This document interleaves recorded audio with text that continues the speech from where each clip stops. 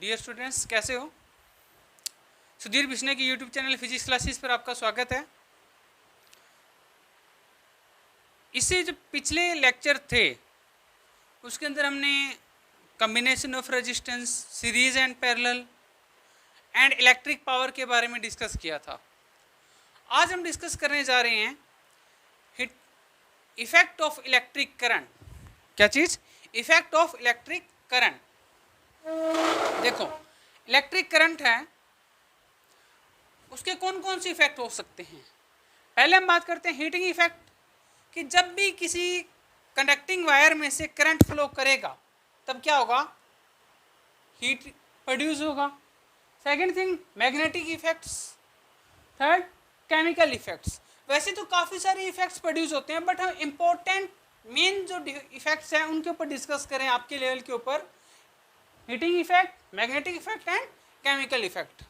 अब जो हमारे सिलेबस के अंदर है उसको हम डिटेल में पढ़ते हैं। Heating effect of electric current, current के कारण कौन कौन सा इफेक्ट है, या कि इलेक्ट्रिक करंट के कारण हीट कैसे हो रहा है। सिंपल सी बात करता हूँ, एक वायर है, एक वायर में से करंट पास करूंगा। जनरली मैं बात करता हूँ एक इलेक्ट्रिक सर्किट बना रहा हूँ। देखो,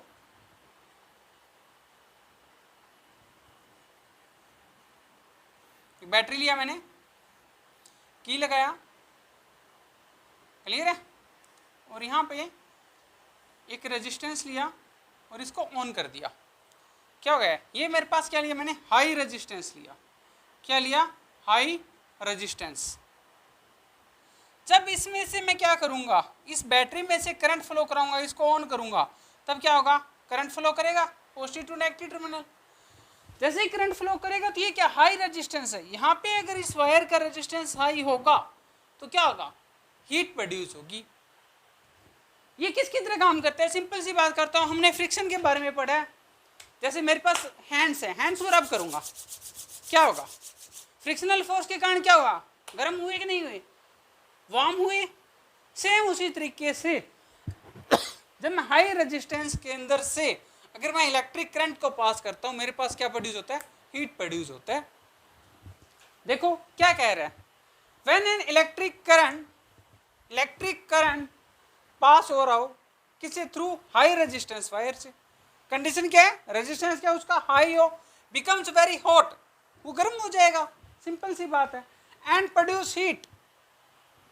definition, when electric current is pass through high resistance wire becomes very hot and produces heat.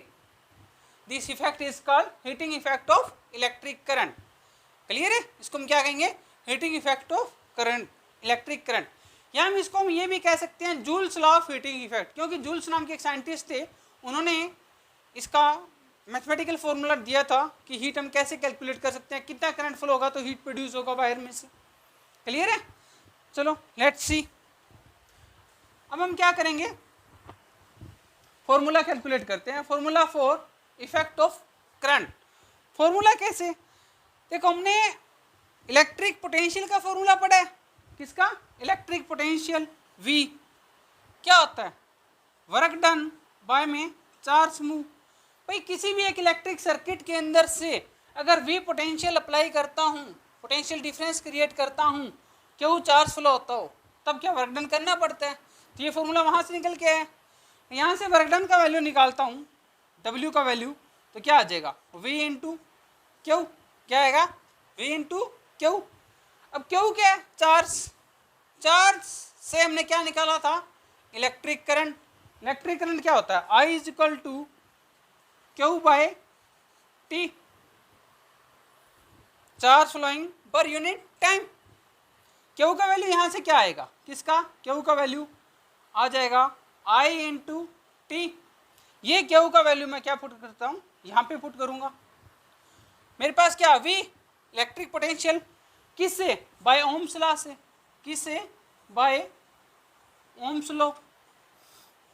V is equal to I R, ये रेट किया। हाँ जी, इन दोनों का वैल्यू किसका? पुटिंग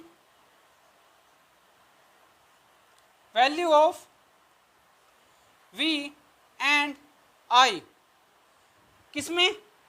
इस इक्वेशन में पुट कर देते हैं। कोई भी इक्वेशन फर्स्ट दे लो इसका नाम। इन इक्वेशन फर्स्ट, चलो पुट करेंगे तो क्या आएगा, W is equal to V की जगह मैं अब क्या पुट करता हूँ, आई आर, क्या आ जाएगा I इंटू आर, ये वैल्यू आ गया V की जगह। हाँ जी, क्या क्यू की जगह क्या निकाला हमने, I into T, I into T. देखो I और I क्या है, 2 टाइम्स हो गया ना, इट मीन्स बेस सेम है तो पावर एड अप हो जाता है, तो I इंटू आई क्या हो जाएगा, आई स्केयर आर टी। ये मेरे पास क्या आ गया, वर्क डन। एक्चुअल में जो वर्क डन होता है, क्या वर्क डन वही किसके इक्वल होता है, हीट प्रोड्यूस के इक्वल होता है। क्या होता है, हीट प्रोड्यूस के इक्वल होगा। W is equal to H, so H is equal to I square R T. ये हमारे पास एक फॉर्मूला बन के आ गया। यही फॉर्मूला किसका है, heating effect of electric current. या इसको हम क्या कह सकते हैं, हम इसको दूसरा नाम भी दे सकते हैं, क्या, Joule's law of heating effect. क्या, Joule's law of heating effect.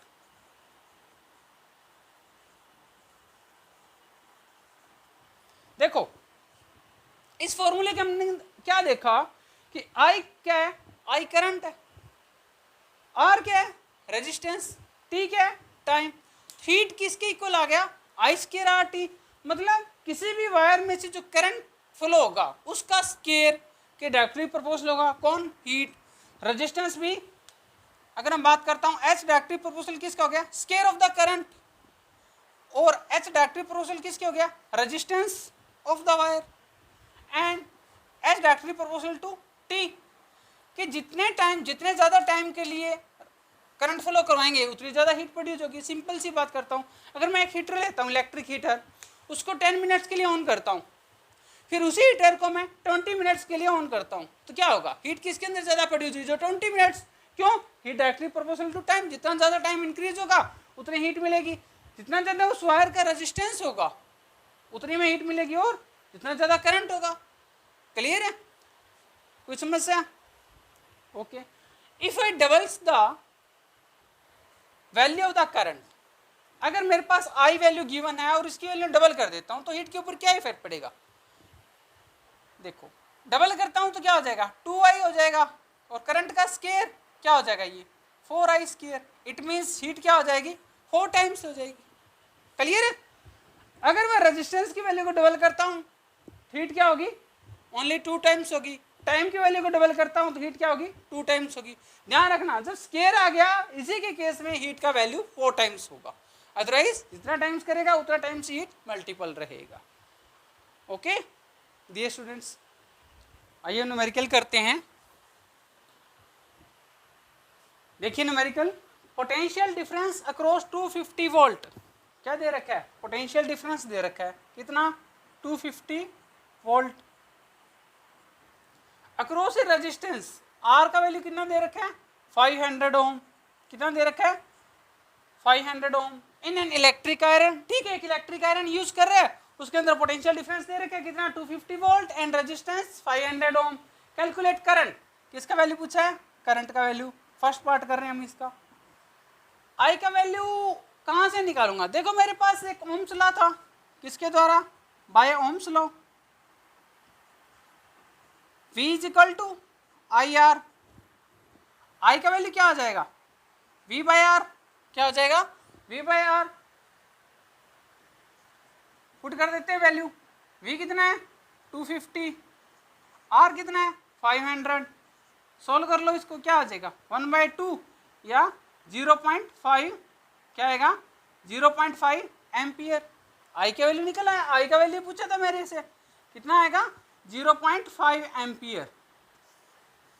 ऐसा यूनिट लगाना मत भूलिएगा। नेक्स्ट सेकंड पार्ट में क्या कहता है, हीट प्रोड्यूस।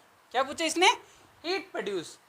हीट का भी हमने फॉर्मूला निकाला था, H equal to I square R T. I का वैल्यू यही तो सेम ही तो न्यूमेरिकल है, आई का वैल्यू यही तो आएगा, कौन सा 0.5 एम्पियर। आर का वैल्यू हमारे पास गिवन है कितना 500 ओम।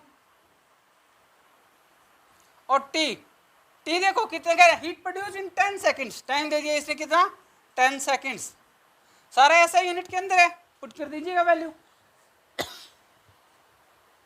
H is equal to I square R T, I का वैल्यू 0.5 का स्केयर, आर कितना 500, टी कितना 10, इसको सोल्व करने की कितना आ जाएगा 1250, क्या आएगा हीट है तो जूल आएगा, ये हमारे पास आंसर रहेगा। क्लियर है? इस टाइप से मैं न्यूमेरिकल सोल्व करना है, जो वैल्यू दे रखी है उसको वैल्यू पुट करते जाओ फॉर्मूले के अंदर, सिर्फ बेसिक कॉन्सेप्ट्स है उसके ऊपर काम करना है हमें।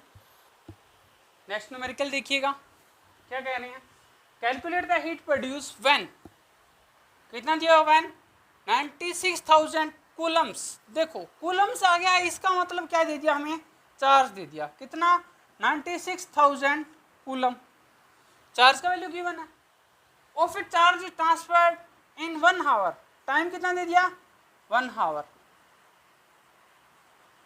देखो इसको हावर है, इसको ऐसे यूनिट के अंदर ले आते हैं, टाइम कैसे यूनिट क्या होता है सेकंड, तो 60 × 60 ये क्या हो जाएगा सेकंड्स हो जाएगा। क्या पूछा है, थ्रो ए पोटेंशियल डिफरेंस V कितना दिया हुआ है 50 वोल्ट, पोटेंशियल डिफरेंस दे दिया 50 वोल्ट। क्या पूछा है, हीट प्रोड्यूस पूछा है। जो भी न्यूमेरिकल गिवन हो पहले आपको जो गिवन है उसको एज इट इज लिख दे in the forms of their symbol, इसके हाफ मार्क्स मिल जाते हैं। आगे देखो जैसे जैसे पूछे उसका फॉर्मूला ध्यान होना चाहिए, एच का वैल्यू क्या आ जाएगा, अभी हमने चल किया था आई स्केयर आर टी, अब मेरे पास टी का वैल्यू गिवन है दिस वन, आर का वैल्यू गिवन नहीं है, आई का वैल्यू गिवन भी नहीं है, बट आई क्या होता है charge flowing per unit time, current charge flowing per unit time, charge का वैल्यू दे रखा है कितना 96,000 बाय में टाइम ऐसे यूनिट के अंदर 60 × 60, इसको सोल्व करेंगे कितना आ जाएगा 26.67 एम्पियर, तो आई का वैल्यू मेरे पास आ गया कितना आ गया 26.67 एम्पियर। अब किसका वैल्यू रहता है आर का वैल्यू, बाय ओम्स लॉ से हमने क्या पढ़ा था, लिखो clear, by ohms law V is equal to I R, I का वैल्यू निकालना है किसका आर का वैल्यू निकालना है, आर क्या आ जाएगा V बाय आई, V कितना गिवन है 50, आई कितना निकाला हमने 26.67, इसको सोल्व करेंगे तो आर का वैल्यू क्या आ जाएगा 1.87 ओहम, आर भी आ गया कितना 1.87 ओहम। इन सभी की वैल्यू पुट कर दो किसमें इसके अंदर, आई कितना आया, ये वाली वैल्यू यहाँ पे पुट करेंगे, आर की वैल्यू यहाँ पे, टी की वैल्यू ऑलरेडी गिवन है, देखो आई का वैल्यू पुट करेंगे 26.67 स्केयर है तो स्केयर लगा दो, आर कितना है 1.87 और टी कितना है 60 × 60, इसको सोल्व कर लो क्या आ जाएगा आंसर 4788400, क्या आ गया ये ऐसे यूनिट के अंदर है तो जूल्स आएगा। अगर मुझे इसके किलो जूल के अंदर लेना हो तो क्या करेंगे 1000 से डिवाइड कर देंगे, 1 किलो जूल में कितने 1000 जूल होते हैं, तो किलो जूल के अंदर क्या आ जाएगा इसका आंसर 4788.4 किलो जूल आ जाएगा। क्लियर है, ये आंसर रहेगा मेरे पास किलो जूल के अंदर। Okay dear students, next numerical, 2 conducting wire of same material, 2 wires दे रखे हैं सेम मटेरियल के हैं, equal length and equal diameter, उसके क्या है लेंथ भी इक्वल है और डायमीटर भी क्या है इक्वल है। फर्स्टली कनेक्टेड इन सीरीज, पहले क्या कनेक्ट कर रखा है उसको सीरीज के अंदर कनेक्ट कर रखा है, देन इन पैरेलल, उसके बाद पैरेलल में विद सेम पोटेंशियल डिफरेंस, सब कुछ गिवन है, इक्वल लेंथ है, इक्वल डायमीटर है और सेम पोटेंशियल डिफरेंस गिवन है। ठीक है, पहले उसको सीरीज में कनेक्ट करता है फिर इसको पैरेलल में, और सेम पोटेंशियल डिफरेंस दे रखा है। कैलकुलेट क्या करना है, कहता है find the ratio of the heat produce, heat produce निकालना है किसका रेशियो, जब वो सीरीज के अंदर कनेक्ट है और पैरेलल के अंदर कनेक्ट है। समझ में आया क्वेश्चन क्या दे रखा है, क्वेश्चन अंदर equal length, equal diameter, same potential difference, उसको एक बार सीरीज में कनेक्ट करता है एक बार पैरेलल में कनेक्ट करता है, फिर क्या पूछता है कि हीट प्रोड्यूस होगा, उन दोनों का एक बार सीरीज में निकालिएगा और फिर पैरेलल में निकालिएगा, उन दोनों का फिर रेशियो निकाल दीजिएगा। क्लियर है? मान लेता हूं suppose the resistance of each, क्या मान लेता हूं, रेजिस्टेंस मान लेता हूं, सपोज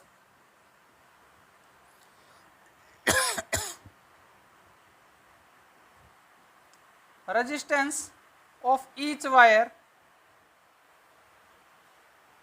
x, 2 वायर है ना, ईच का x मान लेता हूं। अब जब ऐसा वायर हो, कुछ पहले वाला ये वायर हो मान लेता हूं, फर्स्ट वाला, सेकंड वाला ऐसा हो, कब? जब ये सीरीज के अंदर है, सीरीज के अंदर इसका x हो, इसका भी x। तुमने फॉर्मूला पढ़ा था ना सीरीज का रेजिस्टेंस निकालने का, यही था R1 प्लस R2, क्या हो जाएगा x प्लस x क्या हो जाएगा 2x हो जाएगा। मतलब सीरीज के अंदर जो रेजिस्टेंस आ गया वो कितना आ गया 2x आ गया। समझ में आया? अब मैं इसके अंदर करंट का वैल्यू निकालता हूँ। फर्स्ट केस के अंदर जब सीरीज के अंदर दे रखा है तो मान लेता हूँ I1 है। ओम्स लॉ से क्या होता है V is equal to IR होता है। I1 लेता हूँ तो I1 का वैल्यू क्या आ जाएगा V by R, V by R का वैल्यू क्या है अभी 2x है। हीट निकालना है, हीट का फॉर्मूला क्या होता है I स्क्वायर RT, क्या होता है I स्क्वायर RT। I का वैल्यू क्या आ गया, यही वैल्यू आया ना V by 2x, V by 2x का होल स्क्वायर। R कितना वैल्यू निकाला है 2x और T सेम टाइम दे रखा है, कोई प्रॉब्लम नहीं है। S का वैल्यू यहाँ से फाइंड आउट कर लो, क्या आ जाएगा। फर्स्ट केस के अंदर यूज कर रहे हैं, मान लेता हूँ कि फर्स्ट केस इसका कौन सा है सीरीज वाला फर्स्ट केस मान लेके चलता हूँ। क्लियर है? इसलिए H1 लगाया है। यहाँ से सोल्व करूँगा तो क्या आ जाएगा, हाँ जी H1 का वैल्यू आएगा V स्क्वायर बाय में 4x square 2x into T. इसको सोल्व करें क्या हो जाएगा V square x cancel out, 2 से 2, V square by 2x into T, क्या आ गया V square by 2x into T. ये वैल्यू आ गई किसकी H1 की वैल्यू आ गई। सेकंड केस क्या लेके चलूँ मैं, पैरेलल का केस लेके चलता हूँ। कौन सा सेकंड केस, मान लेता हूँ कि इसको मैंने किससे कनेक्ट किया पैरेलल के अंदर।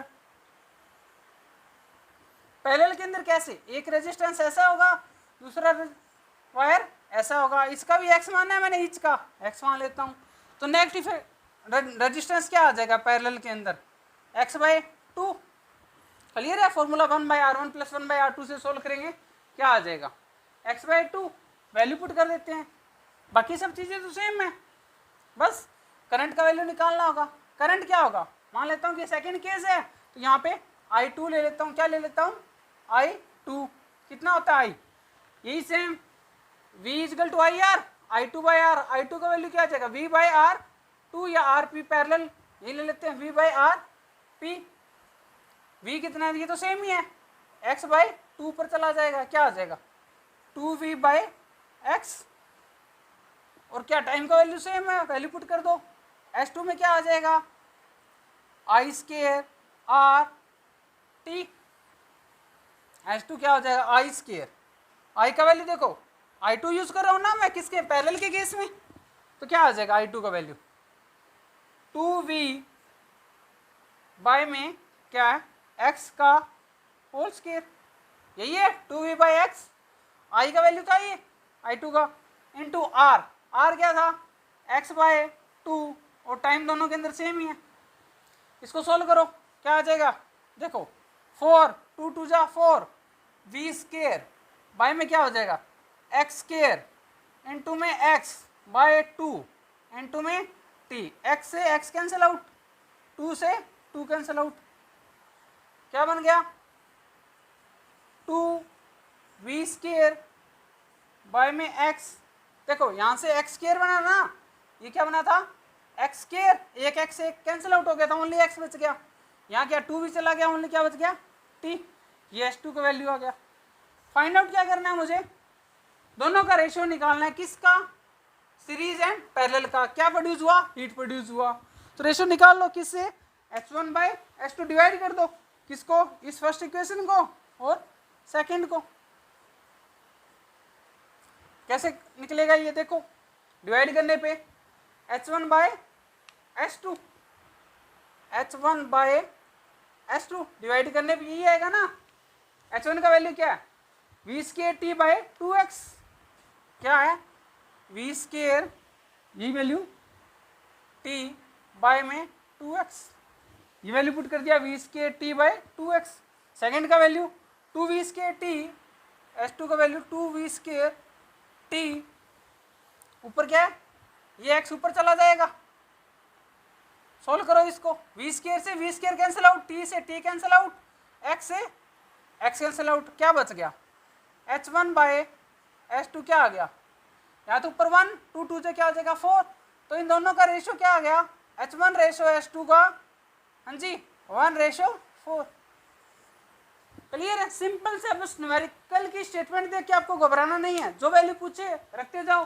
देखो इसका हीट प्रोड्यूस पूछा था सीरीज और पैरेलल के अंदर, हमें बेसिक कॉन्सेप्ट पता है, सीरीज के अंदर क्या होता है R1 प्लस R2 होता है, पैरेलल के अंदर क्या हो जाएगा 1/R1 प्लस 1/R2, वहां से सोल्व करेंगे।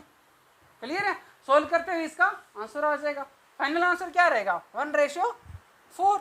सीरीज और पैरेलल के अंदर अगर सेम मटेरियल हो, सेम पोटेंशियल डिफरेंस दे रखा हो, सेम डायमीटर हो वायर का, तब उसके दोनों में रेशियो रहेगा 1/4। Okay dear students, thanks for watching my video. Please like and share my channel.